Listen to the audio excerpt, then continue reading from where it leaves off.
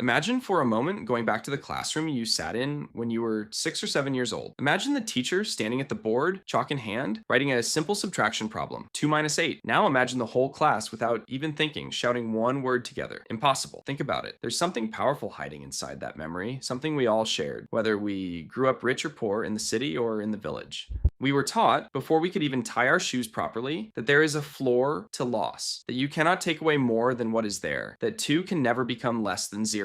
And the teacher would smile because she knew something we did not yet know, and she would ask, "What do we do?" And we would shout back, "We borrow one." Just like that, the problem would be solved, order would be restored. The universe, as far as we understood it, made sense again. But here's the question we never stop to ask. What happens when we grow up? What happens when the borrowing stops working? Today, we are going to explore one of the most quietly devastating truths about adulthood. A truth hidden inside something as ordinary as a math lesson. And this isn't just about numbers. This is about why your pain feels bigger than you were ever prepared for, why your comeback feels slower than everyone else's, and why the way you were taught to think about loss as a child may be the very thing keeping you stuck as an adult. By the end of this journey, you will understand something that very few people ever stop to notice, and the final insight, the one about why some people's hard work seems invisible, may be the most important thing you learn all year. Stay with me. Let's go back to the classroom, but a few years later. You are older now, maybe 12, maybe 13, sitting in a secondary school mathematics class. The teacher writes the same kind of problem on the board, 2 minus 8, but this time something has changed. Nobody shouts impossible, nobody reaches for a way to borrow, nobody panics. The class simply answers, calmly, almost bored, -6. Notice what happened there. Nothing about the number 2 changed. Nothing about the number 8 changed. What changed was your understanding of the number line. You learned somewhere between primary school and secondary school that the line does not stop at 0. It keeps going. There's a whole invisible world below 0, a world you were not shown as a child because you were not yet ready to hold it. And here's the truth I want you to sit with.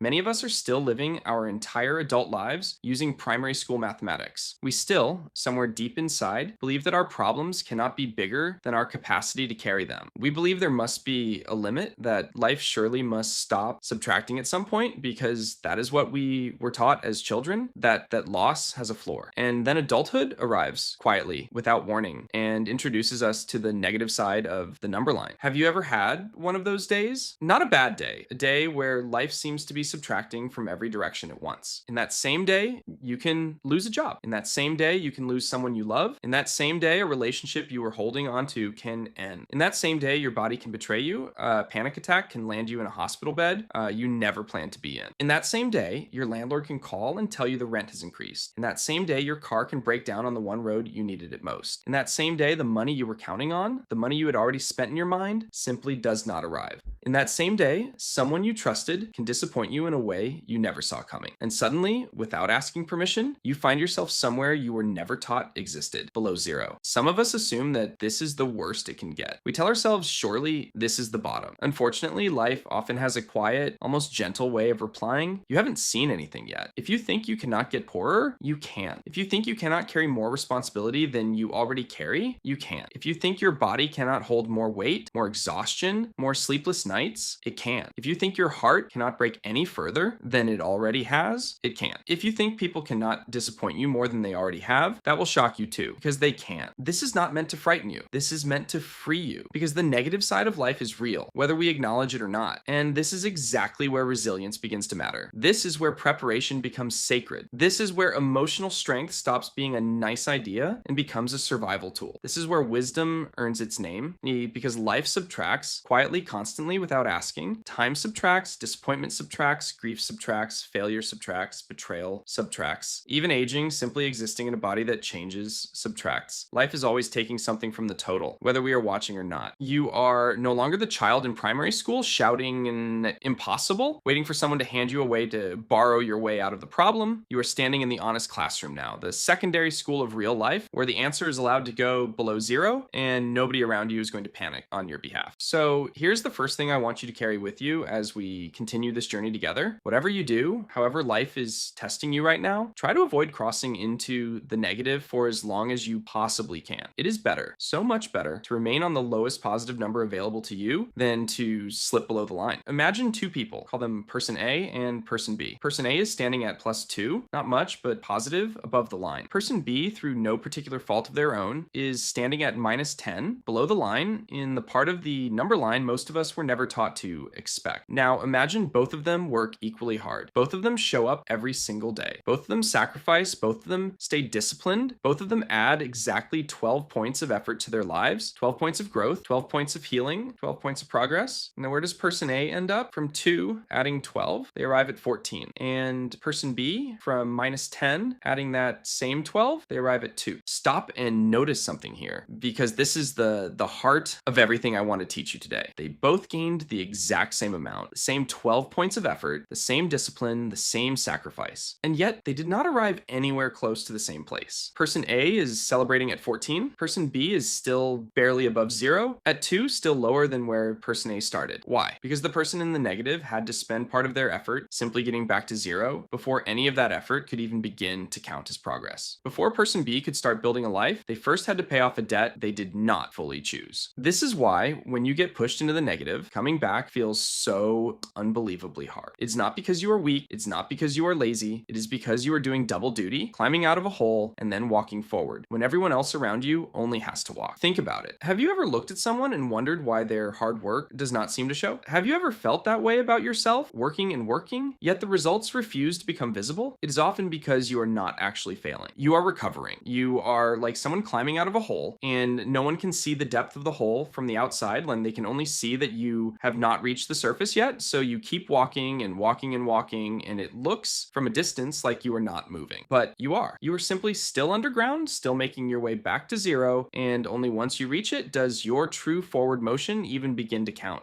This is why, as anyone trying to build a meaningful life, you should never be casual about the things that keep you above the line. There are people who believe that inner strength is optional. It is not. There are people who believe that community, joy, healthy relationships, and honest friendships are simply nice extras, decorations on top of a life. They are not. These are the very things that keep you on the positive side of the number line, so that when life inevitably starts subtracting, and it will, you have the capacity to absorb the loss without falling into the negative. Every healthy habit in your life, every honest relationship, every hour spent building your discipline is quietly working to keep your total above 0. This is why you must learn, as an adult, to add to yourself on purpose. Add knowledge, add skills, add discipline, add real friendships, kind that do not disappear when things get hard, add savings, even small ones, add emotional regulation, add faith, add resilience, add hope, add gratitude, even on days when it feels forced. Not because life is easy, but precisely because life subtracts. And when life starts subtracting from you, and it eventually will, it is far better to be subtracting from 100 than subtracting from 2. One of the greatest mistakes a person can make is believing they can permanently live on the edge, right at 0, right at the very lowest positive number, with nothing extra built up. You cannot sustain that forever. Eventually, it will exhaust you completely. And when people try to live this way, they start ignoring the very things that were protecting them. They stay in relationships that quietly drain them. They ignore their health, telling themselves there will be time to fix it later. They neglect their finances. They neglect their emotional well-being, bearing it under busyness. And then when life does what life always does, when it subtracts, they suddenly find themselves in the negative, and the comeback in front of them is far harder than it needed to be. So why am I telling you all of this today?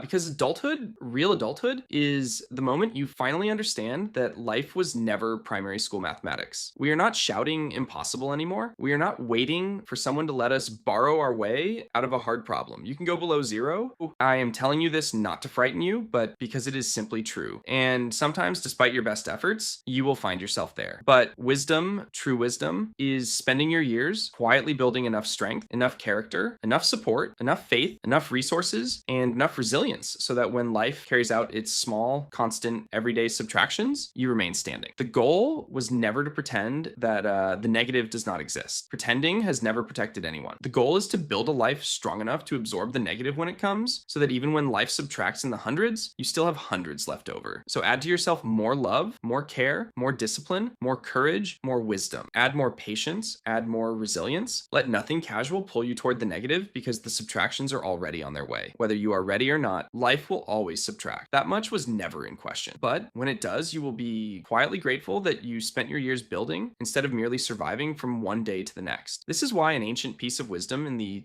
book of Proverbs says it so simply: the wise store up knowledge, not because knowledge alone shields you from loss, but because everything you store up, every ounce of strength, every honest relationship, every quiet act of discipline, becomes the very buffer between you and the negative. And so I leave you with this. Look at your own life, honestly. Are you closer to person A or person B right now? And more importantly, what are you doing today, in this very moment, to add rather than simply to survive? Because the subtractions are coming, they always do, but so is your chance. Starting right now to make sure that when they arrive, you have more than enough. Thank you for spending this time with me. I hope something in this mathematics of life has quietly rearranged something in you. Thanks for watching.